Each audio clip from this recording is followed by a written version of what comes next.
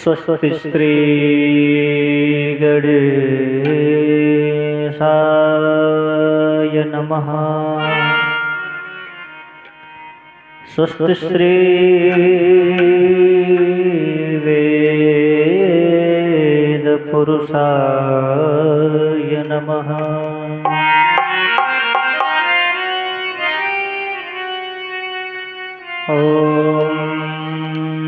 ध्येयं सदा परिभवग्नमभीष्टदोहम् तीर्थास्पदं शिवविरिञ्चिनो तं शरण्यम्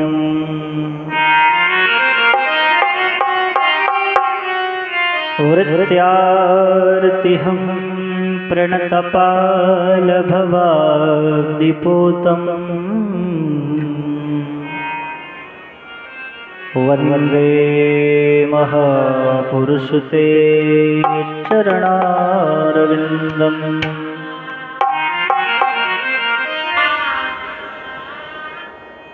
रामाय रामभद्राय रामचन्द्राय वेधसे रघुनाथाय नाथाय श्रीसीताय पतये नमः।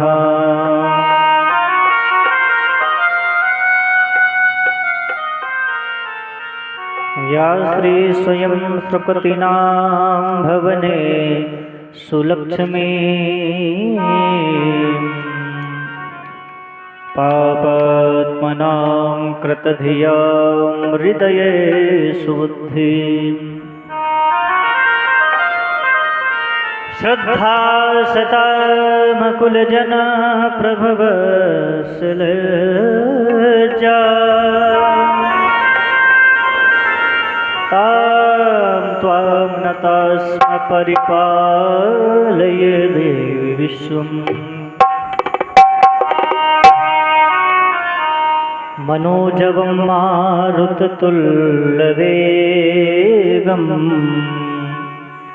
जितेन्द्रियं बुद्धिमतां वरिष्ठम् वातात्मजं वानरयूथमुख्यम् श्रीरामदूतं शरणं प्रपद्ये।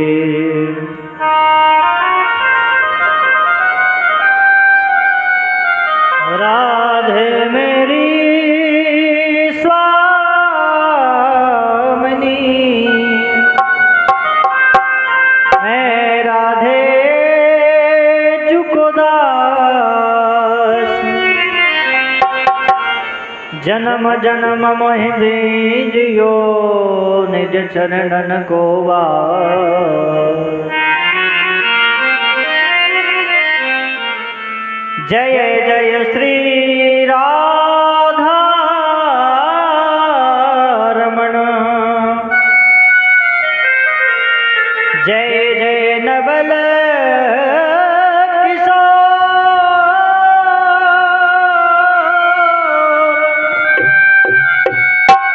जय गोपी चित चोर प्रभु जय जय माखन चोर।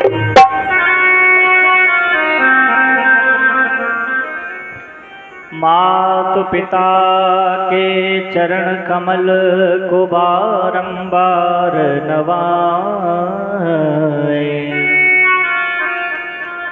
गुण गाए सिया राम के श्री हनुमत हो सह। बोलो वृंदावन बिहारी लाल की जय। बोलो रास बिहारी सरकार की जय। बोलो आदिशक्ति जगत जननी जगदम्बा पूज्या रिवाइन महारानी की जय। बोलो भागवत भगवान की जय। बोलो परीक्षित महाराज की जय। बोलो सुखदेव भगवान की जय। बोलो भूत भावन भोलेनाथ की जय। बोलो हनुमान जी महाराज की जय। जय जय श्री राधे राधे राधे राधे। परम मंगलमय परात्पर अखिलेश्वर अकारण करुणा वर्णालय भक्त वांछा कल्पतरु विद्युत पीताम्बर वेशधारी भगवान श्री बालकृष्ण लाल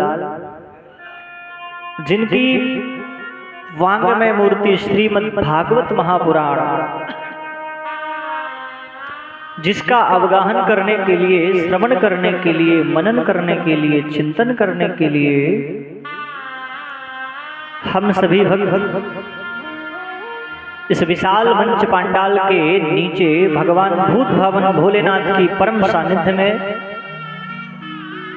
श्री मेवालाल जी यादव के यहाँ पर कमलपुर नामक ग्राम में उपस्थित हैं।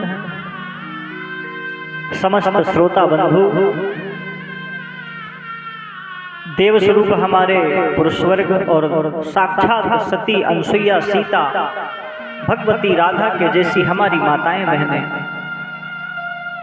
ध्रुव और प्रहलाद के जैसे हमारे छोटे मोटे नन्हे मुन्ने बाल गोपाल, भगवान की अनंत कृपा हम सभी पर हुई कि हम सबको यह दिव्य कथामृत पान करने का शुभ अवसर प्राप्त हुआ है।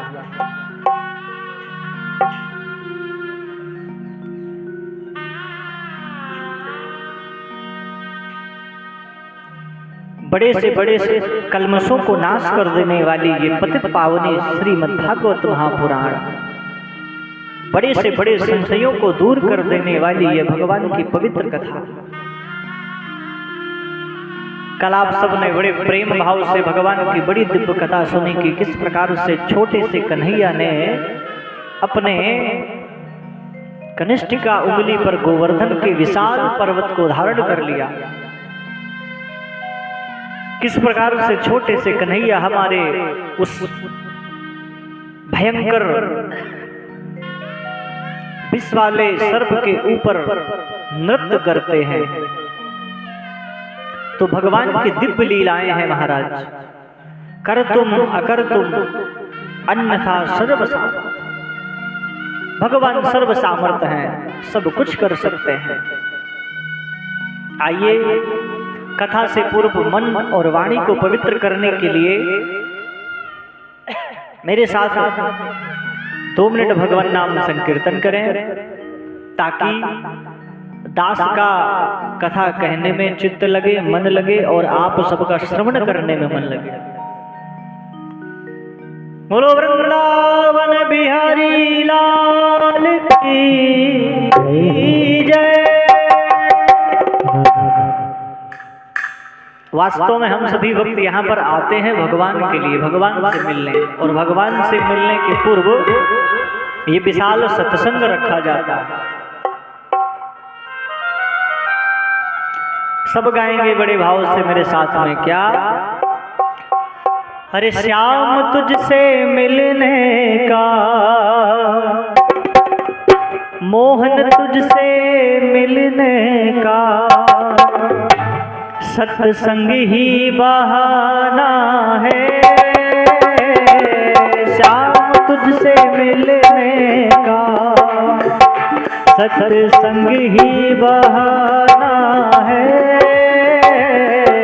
श्याम तुझसे मिलने का सत्संग ही बहाना है। श्याम तुझसे मिलने का सत्संग ही बहाना है। सब गाए बड़े भाव से।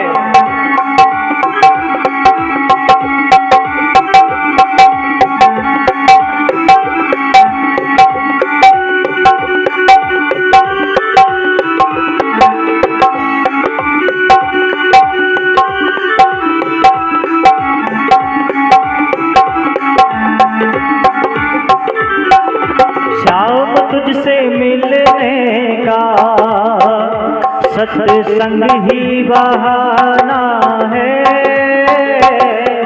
श्याम तुझसे मिलने का, सत्संग ही बहाना है। दुनिया वाले क्या जाने, दुनिया वाले क्या जाने, मेरा रिश्ता पुराना है। दुनिया वाले क्या जाने, मेरा रिश्ता पुराना है। दुनिया वाले क्या जाने, मेरा रिश्ता पुराना है। शाम तुझसे मिलने का, मोहन तुझसे मिलने का, सत्संग ही बहाना है। शाम तुझसे मिलने का, सत्संग ही बहाना है। मोहन तुझसे मिलने का, सत्संग ही बहाना है। गोकुल में ढूंढा तुझे मैंने, वृंदावन में पाया है। गोकुल में ढूंढा तुम्हें, मथुरा में पाया है। गोकुल में ढूंढा तुझे मैंने, वृंदावन में पाया है।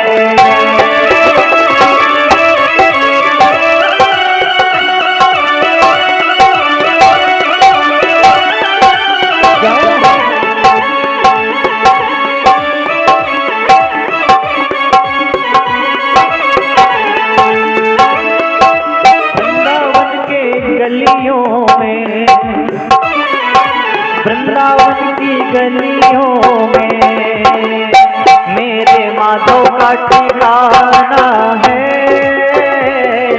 वृंदावन की गलियों में माधव का ठिकाना है।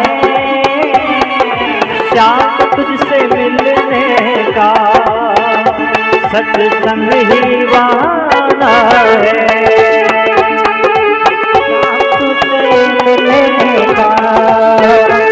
सत्संग ही बहाना है। मोहन तुझसे मिलने का,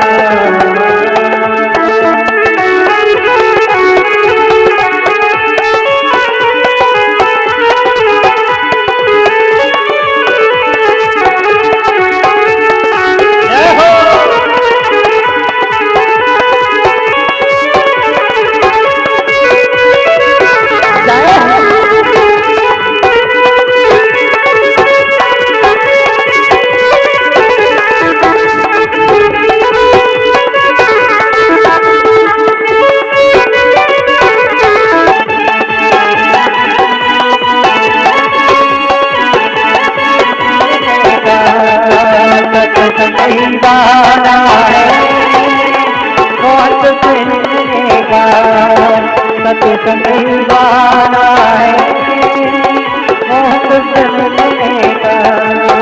सत्संग ही बहाना है।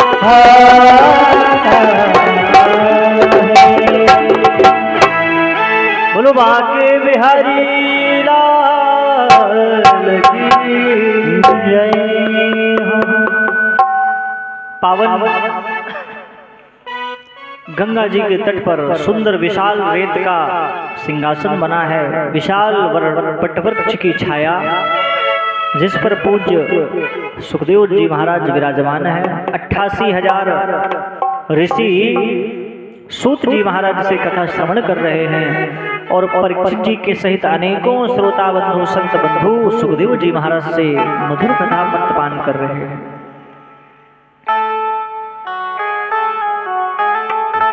एकदा हि विशालायां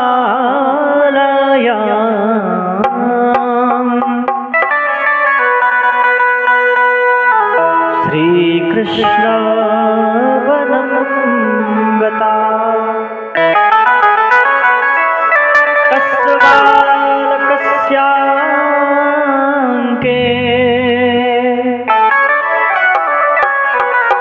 कन्दुक्रीडा कृतापमा।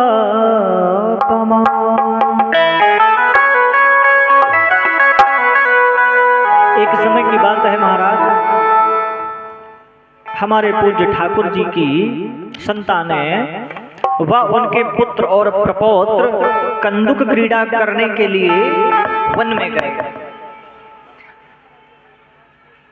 आज महाराज जब वन में कंदुक क्रीड़ा कर रहे हैं, खेलते खेलते महाराज इनकी गेंद एक कुएं में चली गई।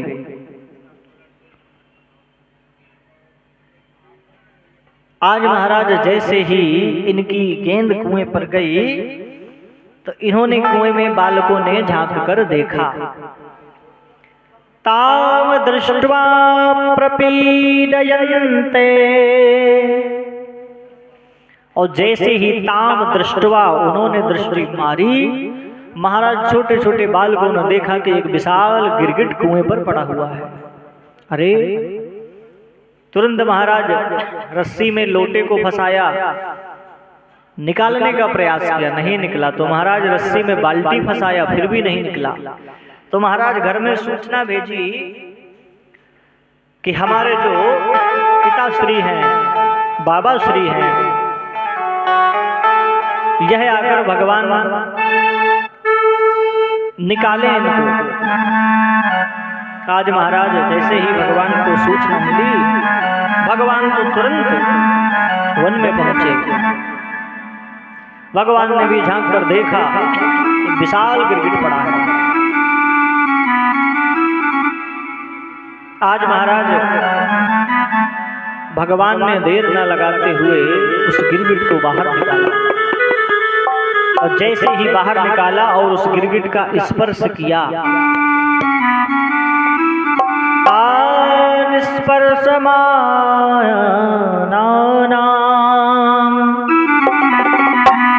दिव्यरूप धरो यथा। जैसे महाराज उस गिरगिट को भगवान ने स्पर्श किया तो ताम रूप दिव्य धरो यथा, एक दिव्य रूप महाराज उसने रखा। सुंदर सा मुकुट पहने हैं, सुंदर सुंदर भुजाएं महाराज, चौड़ा दिव्य वक्षस्थल। भगवान ने कहा, को भगवान, अरे तुम कौन हो? और तुम तो गिरगिट से मनुष्य बन गए और अभी तक इस योनि को कैसे प्राप्त हुए? कहने लगा, अरे सरकार मैं अपना परिचय आपको क्या दूं? क्यों? नगो नाम नृपोत्तमा, मेरा नाम नृग है। अच्छा, क्या विशेषता है भाई तुम्हारी, और तुम इस योनि में कैसे प्राप्त हुए? तो बताने लगा, सरकार इस आसमान में जितने तारे हैं और आपके सर पे जितने बाल हैं, उससे भी कहीं ज्यादा मैंने अपने जीवन में गायों का दान किया है। अच्छा, भगवान ने कहा कि गायों का दान किया, गौदान का तो बड़ा महत्व है महाराज। तुमने इतनी गायें दान की और फिर भी तुम्हें गिरगिट बनना पड़ा, ऐसा भाई तुमने क्या कर दिया? जरूर तुमने बूढ़ी बाड़ी गायों का दान किया होगा। दान करना चाहिए अच्छी वस्तुओं का, तुमने बूढ़ी गाय दान की होगी। तो कहता है, नहीं, तरुणी रूपशीला, मैंने बड़ी स्वस्थ और युवा गायों का दान किया है, दूध देने वाली। अच्छा, तो महाराज मारने वाली गायों का दान किया होगा। जो मरकही गाय हो, बोले दे दो पंडित जी को। बोले नहीं, शील रूपा, बहुत सीधी सादी गायों का मैंने दान किया। अरे तो महाराज कई लोग होते हैं कि महाराज जो नोट 10 जगह से फटा हो, बोले पंडित जी को चढ़ा दे। दान महाराज वही चीज करनी चाहिए जो हम स्वयं में उपयोग कर सकें। तो जब हम नहीं उपयोग कर सकते तो पंडित जी क्या करेंगे? अब आपके यहाँ पता नहीं सिक्का चलते हैं कि नहीं चलते, हमारे यहाँ सिक्का नहीं चलते तो पूजा पाठ में खूब सिक्का लोग चढ़ा देते हैं ढेर बार। अब महाराज जो चल नहीं रहे वो पंडित जी चढ़ाए। अरे और तो और महाराज जो 1000 का नोट बंद हो चुका है पुराना, 500 का कोई कोई वो भी चढ़ा जाता है आगे। अब पहले नहीं चढ़ाए, अब चढ़ाते हैं। हाँ तो महाराज कहने लगा नहीं नहीं, मैंने हमेशा अपने जीवन में स्वस्थ मस्त तंदुरुस्त दूध देने वाली बड़ी सीधी साधी गायों का दान किया है। अच्छा तो बोले पक्का फिर तुमने अपने जीवन में बेईमानी के कमाए पैसे से गायें दान की हैं, तभी तुमको फल नहीं मिला। अरे नहीं महाराज, न्यायार्जिता धन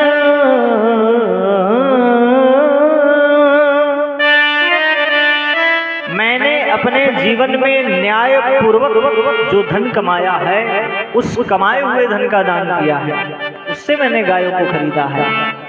बड़ी सोचने समझने वाली बात है,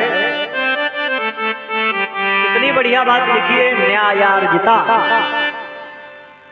हमेशा दान करें तो न्याय उपार्जित धन का दान करें। ये ना हो कि महाराज नंबर 2 की कमाई कर लो और सोचो कि हम खूब कथा भागवत सुने, खूब यज्ञ करें, खूब महाराज ब्राह्मण संतों को दान करें, कभी नहीं महाराज फलेगा।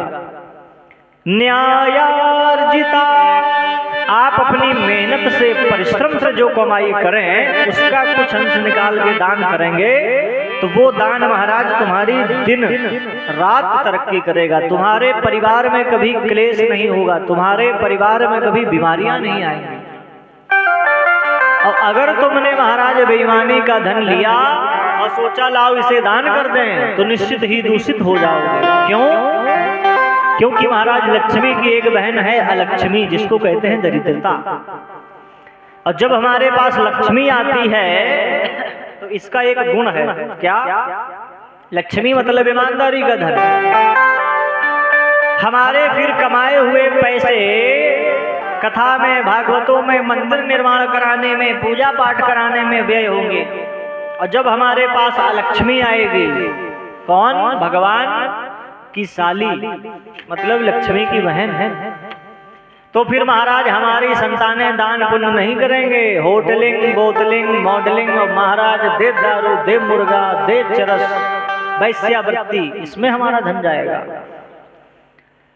तो आपका धन कहाँ जा रहा है? आप अपने धन का सदुपयोग करें। अगर आपका धन अच्छे कामों में जा रहा है तो समझ लें हमने लक्ष्मी कमाई है। आपका धन बुरे कामों में जा रहा है तो समझ लें आपने अलक्ष्मी कमाई है।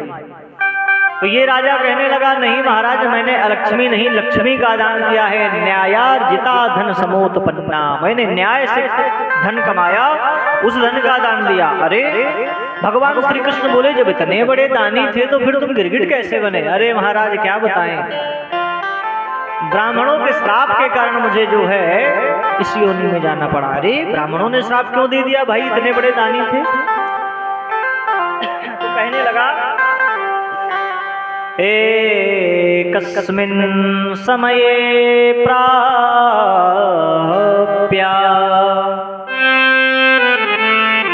एक ब्राह्मणांगता।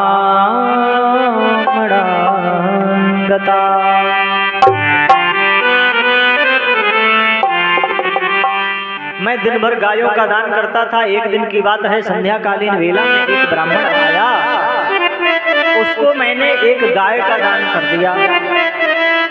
महाराज गाय का दान ऐसे करता था, जब तक गाय जीवित रहे तब तक उसके भूसे का प्रबंध करके, गाय के सींगों में सोने और चांदी के महाराज मड़वा, उसके खुर और सींग ऐसे देता था। उसने महाराज खूब साज सज्जा से गाय का दान पंडित जी को कर दिया। पंडित जी लेकर बड़ी प्रसन्न मुद्रा से चले और अपनी गाय को बांध दिया। अब महाराज जीव जंतु हैं, गाय छूट गई और छूट कर गाय वहीं पहुंची जहां से आई थी। दूसरे दिन महाराज उसी गौशाला से उसी गाय का दान एक दूसरे ब्राह्मण को राजा ने कर दिया। अभी इधर वाला जो ब्राह्मण है उसने सुबह देखा उसकी गायें गायब, बड़ा दुखी हुआ, मेरी गाय कहाँ गई। चलो मुझे लगता है गाय छूटकर राजा के पास में गई होगी, तो राजा के यहाँ चलें। तो जैसे ही महाराज राजा के यहाँ चला तो रास्ते में वो ब्राह्मण एक गाय को लेकर आ रहा था जिसे दान में मिली थी। यहाँ से ये ब्राह्मण जाए, वहां से वो आए। आगते स ब्राह्मणं दृष्ट्वा, जैसे ही महाराज आते हुए ब्राह्मण को उस पूर्व ब्राह्मण ने देखा, पहचान गया, अरे ये तो गाय मेरी है। कहने लगा, अरे दुष्ट ब्राह्मण, तू ब्राह्मण होकर चोरी करता है, तुझे शर्म नहीं आई, और गाय की चोरी। उस ब्राह्मण ने कहा, अरे भैया कहीं नशा ऐसा तो नहीं किए हो। अरे मैं नशा नहीं किए हूँ, ये मेरी गाय है। उसने कहा, भैया अभी इस गाय का दान हम राजा से करा के लाए हैं। दोनों ब्राह्मण महाराज वहीं लड़ने लगे, कहने लगे मेरी है, मेरी है।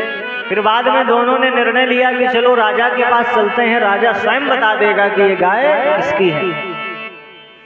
राजा के दरबार में पहुंचे। भो राजन सम्येन तिष्ठ्वा, राजा के समीप में पहुंचे। राजा ने दोनों ब्राह्मणों का बड़ा सत्कार किया। कहने लगे, बताओ ब्राह्मण देवता क्या सेवा करें। दोनों ब्राह्मण बड़े क्रोध में थे महाराज। कहने लगे, बड़ी मीठी मीठी बातें करता है दुष्ट, तूने परसों के दिन मुझे गाय दान की थी और कल इसको दान कर दी, अब तो बता कि गाय किसको दी है। अब ब्राह्मण को देखने लगे राजा। राजा ने देखा कि जिस ब्राह्मण को पहले दी थी वो गाय तो यही है, और वही गाय महाराज दूसरे ब्राह्मण को दे दी। और राजा ने कहा, भाई लड़ो मत ब्राह्मणों, मैं जो है तुमको 10 गाय इसके बदले में दे देता हूँ, लड़ो मत। ब्राह्मणों ने कहा, 10 हमें नहीं चाहिए, हमें यही गाय चाहिए, और तुम इसका निर्णय करो कि गाय ये है किसकी। अब महाराज राजा सोचे कि अगर हम कहते हैं पहले ब्राह्मण की है तो दूसरा वाला रुष्ट हो जाएगा, और दूसरे वाले को कहते हैं तो पहला वाला रुष्ट हो जाएगा। अगर ब्राह्मण रुष्ट हो गए तो फिर बड़ा गड़बड़ है। क्यों? विप्र प्रसादात् धरणीधरो हम, विप्र प्रसादात् अजिताजितो हम, अब विप्र प्रसादात् कमलावरोहम, विप्र प्रसादात् मम राम नाम। भगवान श्री राम स्वयं कहते हैं कि ब्राह्मणों के प्रताप से, ब्राह्मणों के आशीर्वाद से मैंने इस संसार को जीत लिया। विप्र प्रसादात् अजिताजितोहम, विप्र प्रसादात् मम राम नाम। ब्राह्मणों के ही प्रसाद से मेरा नाम राम पड़ा। विप्र प्रसादात् कमलावरोहम, ब्राह्मणों के ही प्रसाद से, ब्राह्मणों के ही आशीर्वाद से मैं दूसरों को कृतार्थ करता हूँ। राजा सोचने लगा कि अगर मैंने ब्राह्मणों को रुष्ट कर दिया तो पता नहीं ब्राह्मण श्राप ना दे दें। रहा न कोकुल रोवनिहारा, विप्रशाप बस हाल तुम्हारा। महाराज मूलम समूलम दहति, ब्राह्मण अगर श्राप दे तो संपूर्ण मूल का नाश कर देता है। तो आज महाराज उस राजा ने सोचा कि अब मैं क्या करूं, तो महाराज कुछ भी नहीं बोला, बस हाथ जोड़े बैठा है। ब्राह्मणों ने कहा, रे जल्दी जवाब दे मूर्ख राजन, नहीं तो हम तुम्हें श्राप दे देंगे। तो वही बात फिर से राजा ने कही कि भैया हमसे आप और गाय ले लो, लेकिन महाराज लड़ो मत, धर्म संकट में मत डालो। दोनों ब्राह्मण महाराज रुष्ट हो गए। कहने लगा, मूर्ख राजन सीधी सीधी बात नहीं करता है, गिरगिट की तरह रंग बदलता है, जा तू गिरगिट हो जा। लेकिन महाराज मेरे पास इतने पुण्य प्रताप थे कि मैं उस समय श्राप के कारण गिरगिट नहीं बना, क्योंकि मेरे पास पुण्य थे। और जब तक व्यक्ति के पास पुण्य होते हैं तो उसको कुछ नहीं कोई कर सकता है। और जैसे ही पुण्य क्षीण हुए, पुण्य छिन्ने मृत्युलोकम विसंति, जैसे ही महाराज पुण्य क्षीण हुए तो महाराज मृत्युलोक का दारुण दुख से भोगना पड़ता है। और जब तक उसके पास पुण्य है तब तक कोई कुछ नहीं कर सकता, ये सत्य है। कई बार कई लोग हमसे कहते हैं, पंडित जी फलाने तो महाराज इतना दारू पीता है, औरत को भी मारता है, पाप भी करता है, फिर भी महाराज उसके पास पैसा है, बड़ा सुखी है। महाराज उसके पास पैसा नहीं है, उसके पास पुण्य है, कुछ प्रारब्ध का पुण्य होगा, पूर्व जन्म का पुण्य होगा, उसके पुरखों का पुण्य होगा, इसलिए है। और जैसे ही वो पुण्य महाराज क्षीण होता है तो बड़े से बड़े शहंशाहों को हमने महाराज भिखारी बने देखा है। तो महाराज उस समय मेरे पास पुण्य थे तो मैं महाराज गिरगिट नहीं बना, लेकिन जैसे ही मेरी मृत्यु आई, यमदूतम या पृष्ठ दृष्ट्वा प्रपक्षे मुनया श्रणिम, जैसे ही मेरी मृत्यु हुई मुझे यमराज के दूत ले गए, तो यमराज के दूतों ने मुझसे पूछा कि राजन तुमने जीवन भर बड़े पुण्य किए हैं और तुम्हारे जैसा दानी इस संसार में भूतो ना भविष्यति कोई नहीं होगा, लेकिन महाराज तुमसे एक गलती हुई है, तुमने एक पाप भी किया है कि 2 ब्राह्मणों को 1 गाय का दान कर दिया। तो ये बताओ कि तुम्हारे पाप बहुत कम है और पुण्य बहुत ज्यादा है, तो पहले पाप का फल भोगोगे कि पुण्य का? जैसे ही महाराज मैंने ये सुना तो मुझे लगा पुण्य का फल तो बहुत होता है और पाप का फल थोड़ा होगा, तो मैंने कह दिया पाप का फल भोगेंगे। जैसे ही मैंने ऐसा कहा, यां गिरगिटो दृष्ट्वा नपोत्तमा भो जगदीश्वरा, जैसे ही मैंने कहा कि पाप का फल भोगूंगा, महाराज तुरंत मैं गिरगिट बना। जैसे ही गिरगिट बना तो वहां से मारी महाराज लात यमराज के दूतों ने और सीधे मैं इस कुएं में गिरा। लेकिन महाराज मुझे लगता है कि मेरे उस पाप का फल आज पूर्ण हो गया और मेरे पुण्य उदय हो गए। क्यों? जैसे ही मेरे पुण्य उदय हुए तो महाराज मैंने आप श्री का दर्शन पाया और आप श्री को स्पर्श किया।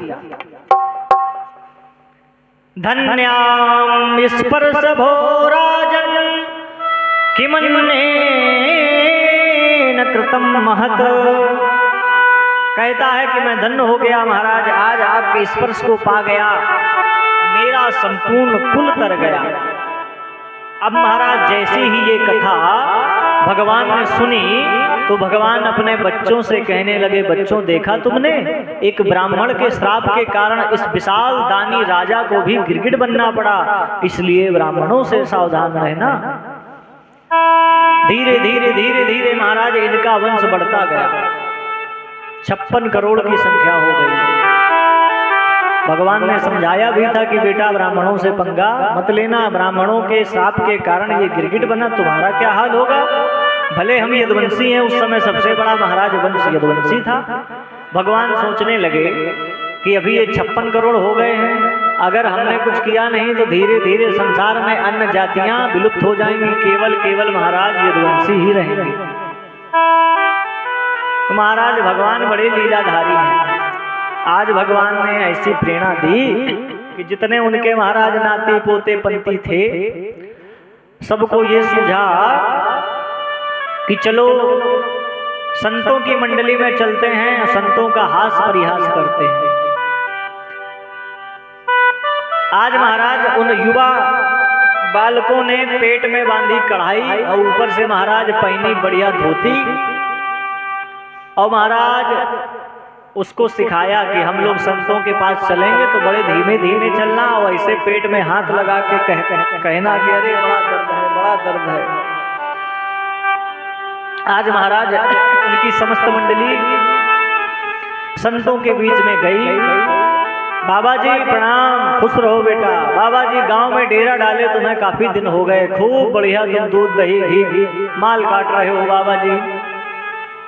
हाँ बेटा बताओ। अरे बाबा जी क्या बताएं, हमारी भाभी हैं और जो है उनके पेट में कुछ दिक्कत है, संतान होने को है, तो महाराज देखो ऑपरेशन होगा कि नहीं होगा या क्या होगा, कब होगा। पंडित जी ने महाराज तुरंत ही उस संत ब्राह्मण थे, नेत्र बंद किए, कुछ नहीं दिखा, कुछ हो तो दिखे। महाराज दूसरे ब्राह्मण बैठे थे संत के रूप में, उनसे पूछा कि महाराज तुम बताओ। उन्होंने भी महाराज पत्रा खोला, उल्टा पलटा, बोले भैया कुछ समझ में नहीं आ रहा है। लड़कों ने कहा अरे बड़े बदमाश हो बाबा जी, ऐसे खा पी रहे हो चकाचक गांव में डाल के ठेका, और तुम्हें आता जाता कुछ नहीं है। तीसरे महाराज संत जी बैठे थे, अंक ज्योतिष के बड़े बढ़िया मर्मज्ञ थे, बोले आओ आओ हम बता दें। उनके पास भी गए, उन्होंने भी महाराज नंबर गणित से अपना दिमाग लगाया, लेकिन फेल हो गए। दूर बैठे महाराज दुर्वासा ऋषि देख रहे थे, कहने लगे भो यदुवंशी नाम बालकम गृहीत्वा, अरे यदुवंशियों के बालकों इधर आओ, मैं तुम्हें बताता हूँ क्या है। और जैसे ही बालक आए, दुर्वासा जी को देखा, डरे, अरे ये तो बड़ा खतरनाक बाबा है। दुर्वासा महाराज तुरंत साथ दे देते हैं। कहने लगा वशिष्ठो हमने जाना में दुर्वासा नामिता मता, वशिष्ठो हमने जाना में, सीधा साधा ब्राह्मण वशिष्ठ मुझे ना मान लेना, मेरा नाम दुर्वासा है, मैं बताता हूँ क्या है। महाराज जैसे ही नेत्र बंद किए, आहा हा, हास परिहास कर रहे हैं। कहने लगे बेटा जो भी इसके पेट में है सभी का उसी से नाश हो जाएगा, संपूर्ण यदुवंश का नाश इसी से होगा। अरे जैसे ही महाराज ये सुना, फेंकी कढ़ाई महाराज दूर गिरी और भगे महाराज लड़के। उसमें कोई समझदार था, सोचने लगा कि जब इसी से नाश होना है तो इसी का नाम नाश कर दें। महाराज वो उठाई कढ़ाई और महाराज घिस घिस के फेंकी जाके समंदर में, सीधे द्वारकापुरी के समुद्र में फेंकी। और जैसे ही महाराज वो समुद्र पे चूरन फेंका गया, तो समुद्र का एक नियम है कि समुद्र अपने अंदर कुछ भी नहीं लेता, चाहे जितनी विशाल से विशाल वस्तु फेंक दो वो लहरों से बाहर कर देता है।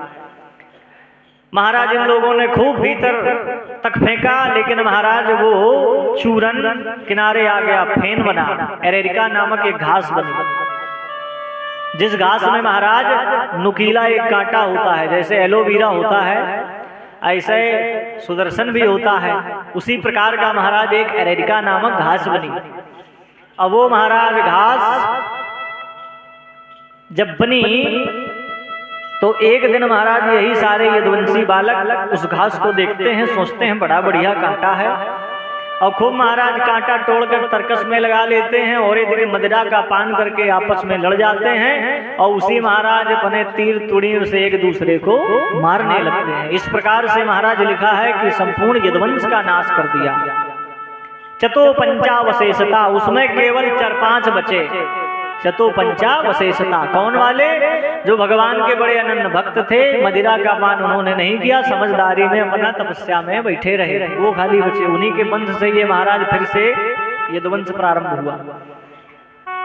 यहाँ महाराज गंधारी जी का भी साथ था भगवान को कि तुमने हमारे वंश को, कुरुवंश को नाश कर दिया है श्री कृष्ण, मैं भी साथ देती हूँ कि तुम्हारा भी वंश सलामत न रहे।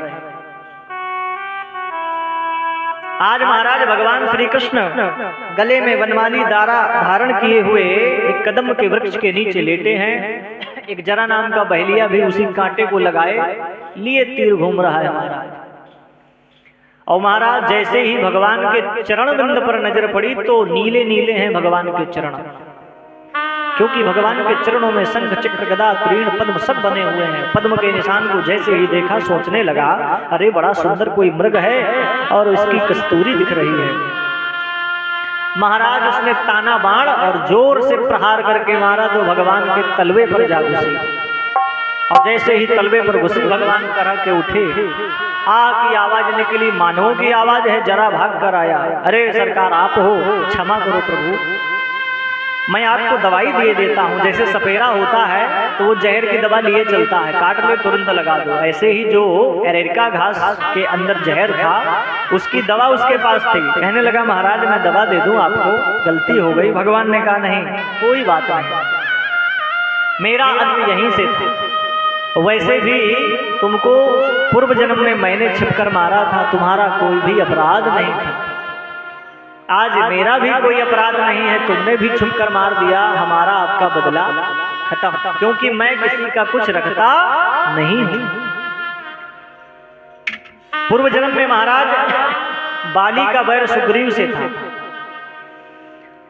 और सुग्रीव महाराज बाली से युद्ध कर रहे थे और भगवान राम ने बाली को छिप कर मारा। जैसे ही महाराज बाण लगा तो बाली ने केवल यही कहा था, कारण कवन नाथ मुहि मारा,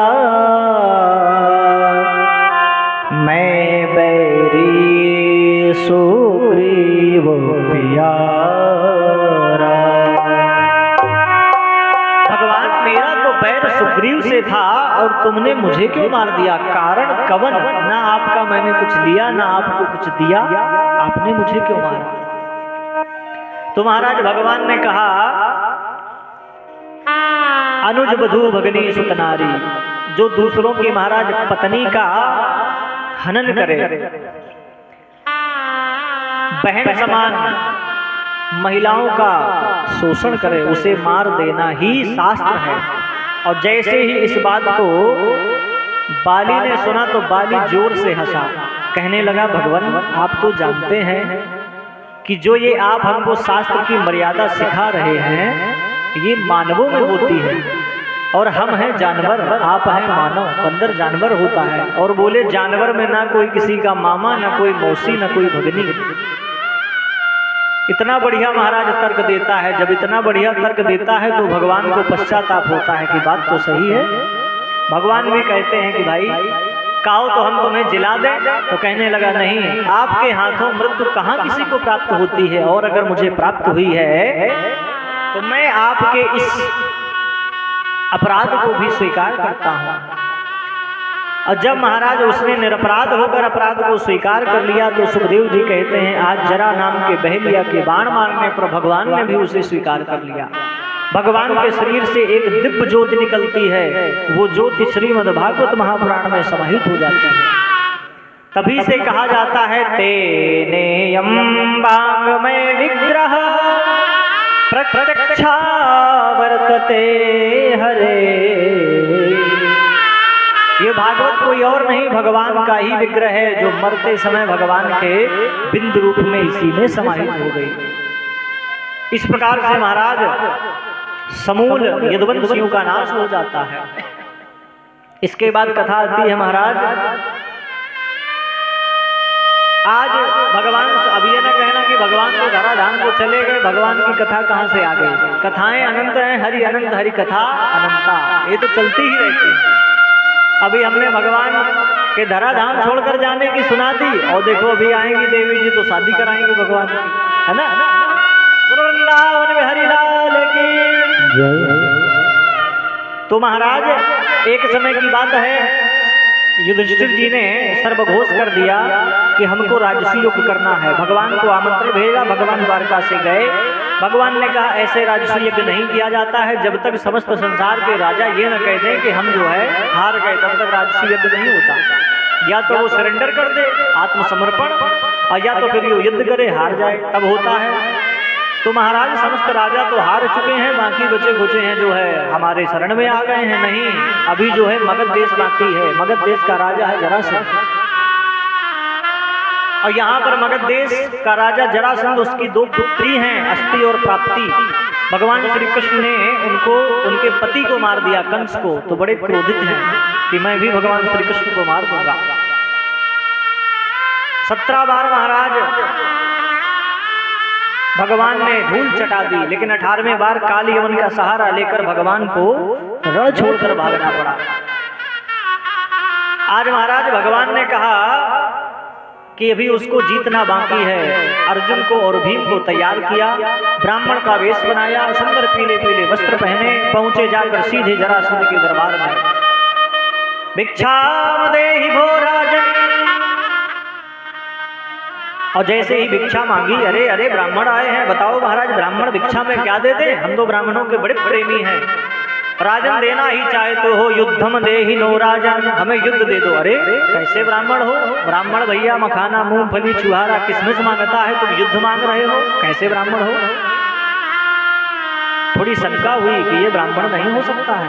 महाराज गौर से देखा, कहने लगा सकल जानी पहचानी लग रही है। और जैसे ही ऐसा कहा भगवान मुस्कुराने लगे, कहने लगे जानी पहचानी सकल है, 17 बार युद्ध किए हो, इतनी जल्दी भूल गए? अरे तू दुष्ट श्री कृष्ण तू, और ये तो कौन है? बोले हमारे बुआ का लड़का। अरे कहने लगा मैं हिसाब नहीं लगाऊंगा, तेरी कौन बुआ, कौन मौसी, कौन मामा, सीधा सीधा बताओ कौन हो? बोले ये अर्जुन है, ये भीम है। जैसे ही देखा, अरे ये मुझसे युद्ध करेंगे। अर्जुनो न भवेत योद्धा भीम तुल्य महाबला, ये मुझसे क्या युद्ध करेगा, 1.5 हड्डी का अर्जुन। अगर युद्ध करने लायक कोई है तो थोड़ा बहुत भीम कर सकता है। और जैसे ही भीम ने यूं सुना तो महाराज उतार कर फेंकी बुस्कट और महाराज दूर गिरी जाकर। भीम को लगा रे वारे, हम अर्जुन से भी ज्यादा हमारी बड़ाई हो गई। भीम को ले गए महाराज गदा स्थल पर, बेटा गदा छांट लो। और महाराज गदा छांटी, भीम ने बढ़िया सुंदर, और इनका विशाल युद्ध छिड़ गया। पूरे महाराज 17 दिन तक युद्ध चला और भीम की रोज मार पड़े। आज भीम महाराज रोने लगे, भगवान से कहने लगे भगवान मार खाने के लिए लेकर आए हो क्या? अरे भगवान ने कहा बेटा तुम बड़े योद्धा बनते हो, हमारी तरफ देखते ही नहीं युद्ध में, जब युद्ध हो हमारी तरफ देखना। अच्छा आज युद्ध हुआ, महाराज भगवान श्री कृष्ण ने एक तिनका उठाया और तिनका को ऐसे चीर दिया। और महाराज इतने देख पाए भीम, तो भीम ने भी ऐसा दांव लगाया, जरासंध को पटक दिया, जंघा पर लात रखी, दूसरी जंघा को जोर से उठा दिया, फट गई। और दोनों हाथ खड़े कर लिए, मैं विजयी हुआ। इतने में महाराज वो दोनों टुकड़े जुड़े और उठा के गदा 2 ठो महाराज भीम के मारी। भीम घबरा गए। अरे इतने में महाराज संध्या हो गई, युद्ध खैर विराम हो गया। भीम फिर आए, कहने लगे महाराज देखो नीला पड़ गया है, आपने कहा था हमारी तरफ देखना, हमने देखा भी। भगवान बोले पूरा देखना था, तुमने पूरा कहाँ देखा, कल फिर देखना। महाराज फिर से युद्ध हुआ, फिर से महाराज तिनका उठाया, ऐसे चीरा, एक तिनका इस तरफ फेंका, एक तिनका इस तरफ फेंका।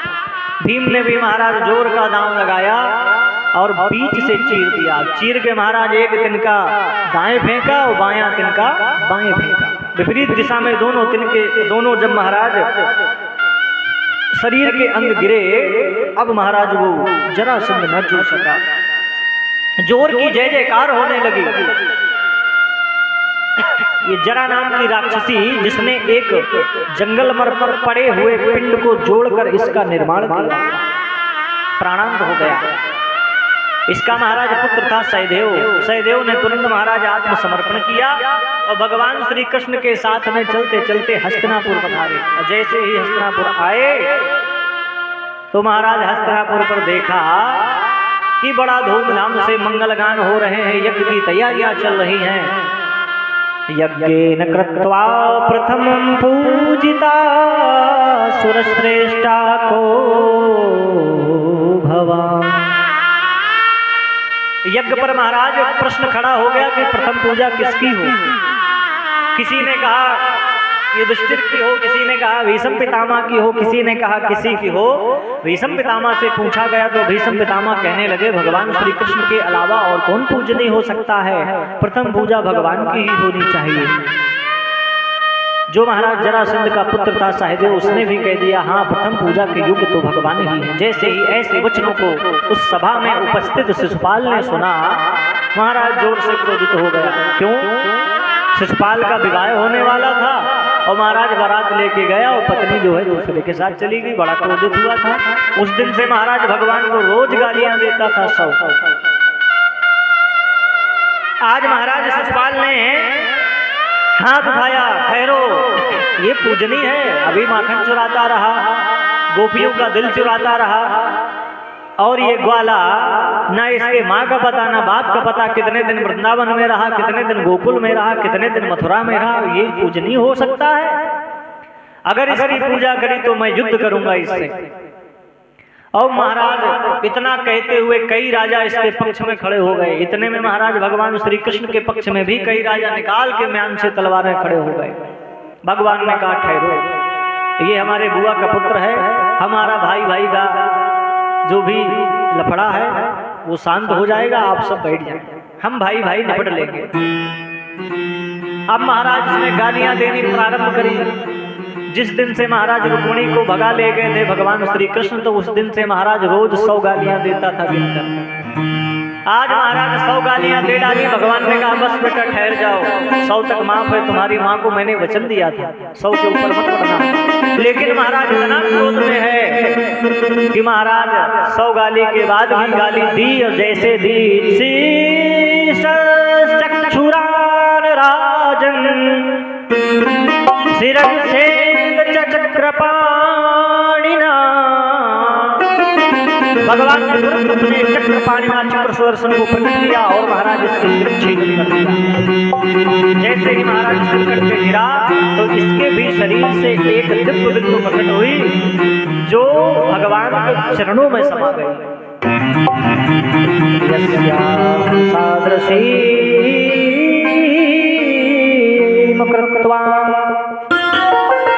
तेजयन पूजिता महत। परीक्षित जी कहते हैं ऐसा कौन सा पुण्य किया था इस दुष्ट ने जो इसके मरने के बाद इसके शरीर का तेज जो है भगवान के चरणों में समा गया। जैसे ही ऐसे वचनों को सुखदेव जी ने सुना कहने लगे राजन भगवान का नाम मंगलकारी है। कोई बैर भाव से ले या प्रीत भाव से ले भगवान का नाम लेने वाला सदा भगवान के चरणों को ही पाता है। भाव कुभावयन सयाल सहु भाव कुभावयन सयाल सहु नाम जपत मंगल रस सहु भाव कुभावयन सयाल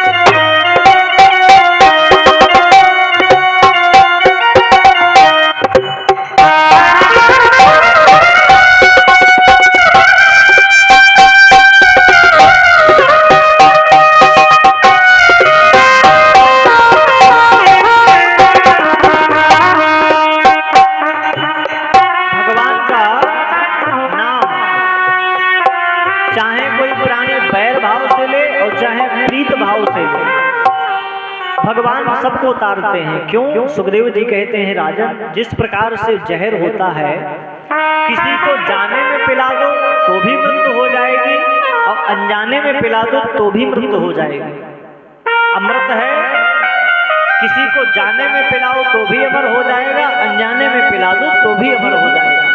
तो जहर का अमृत का एक गुण है कि इसको पीने वाला अमर ही हो जाता है। उसी प्रकार से भगवान का भी नाम है, अमृत है। जो भी महाराज लेता है तो निश्चित कल्याण होगा, वो चाहे बैर भाव से ले चाहे प्रीत भाव से ले। और भगवान का नाम लेने में ऐसा भी नहीं है कि आपको अच्छा स्थान चाहिए ना। नाम जपत मंगल दिसहु, दसों दिशाओं में कहीं पर भी बैठकर, खड़े होकर, लेटकर, चलते फिरते उठते बैठते भगवान का नाम लिया जा सकता है। पूजा करने के लिए तो महाराज एक स्थान होता है कि बढ़िया लीप पोत दो, इलायची दाना ले आते हैं सब। मन अंते चित अंते जियरा रहा उदास, तो थोड़े थोड़े सब दुखी सुखी राम के दास। हरे राम पे जब जब विपदाई हो, राम पे जब जब विपदाई कौन बना रखवाला। मेरा निकलाला हो मेरा राम दुलारा, मेरा निकलाला हो मेरा राम दुलारा। राम पे जब जब विपदाई हो, राम पे जब जब विपदाई कौन बना रखवाला। मेरा निकलाला हो मेरा राम दुलारा।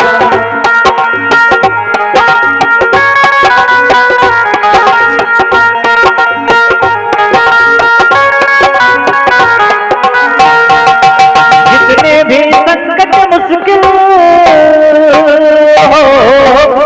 भी संकट मुश्किल बजरंग के हिस्से आए, जितने भी संकट मुश्किल बजरंग के हिस्से आए। बजरंग के सिवा कोई सागर को लांग न पाए। रावण की सोने की लंका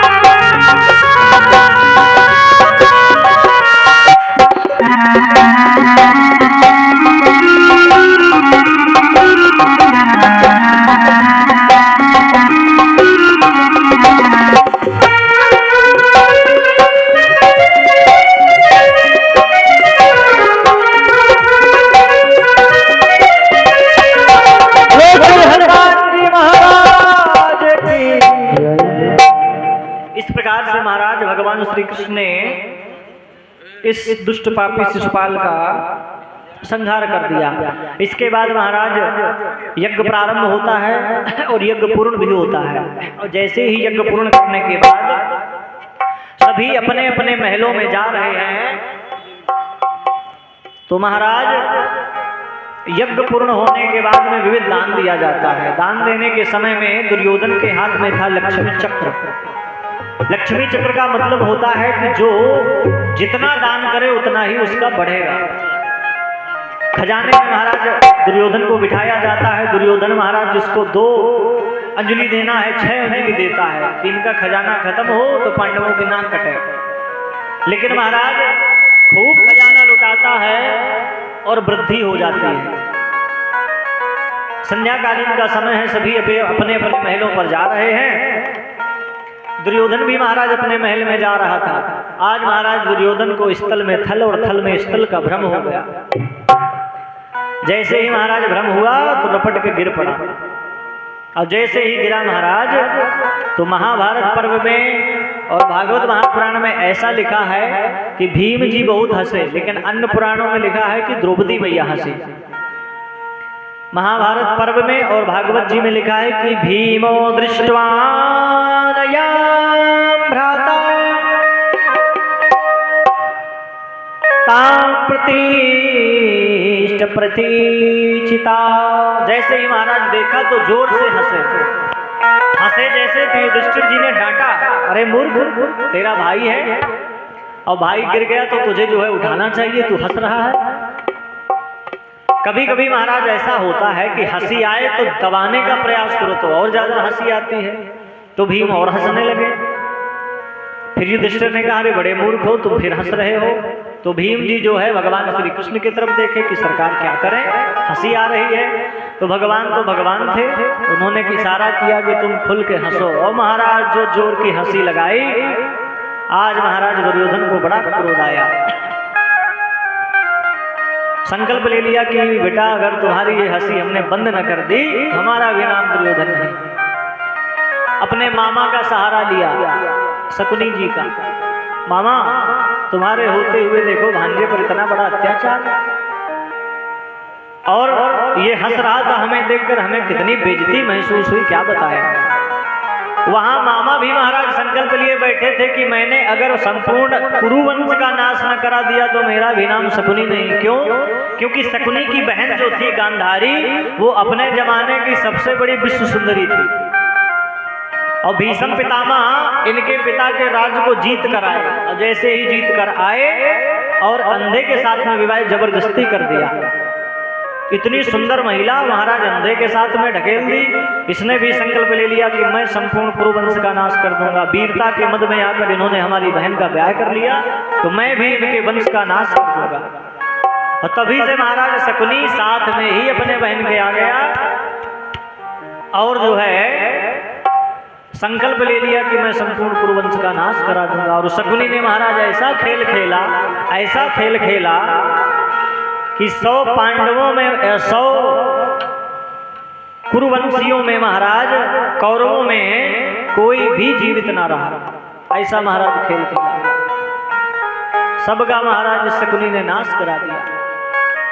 इस प्रकार से महाराज महाभारत पर्व की थोड़ी सी जो कथा थी भागवत जी में, वो इतनी ही है, यहीं पर विश्राम लेती है।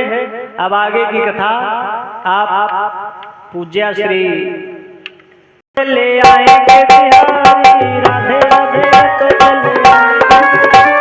राधे राधे।